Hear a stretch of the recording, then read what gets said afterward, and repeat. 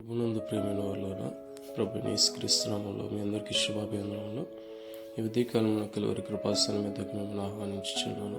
ద్వితీయోపదేశకాండము 4వ అధ్యాయము 6వ వచనంలో, ఈ కట్టడలన్నిటినీ మీరు గైకొని అనుసరింపవలెను, వాటిని గూర్చి విను జనముల దృష్టికి అదే మీకు జ్ఞానము, అదే మీకు వివేకము.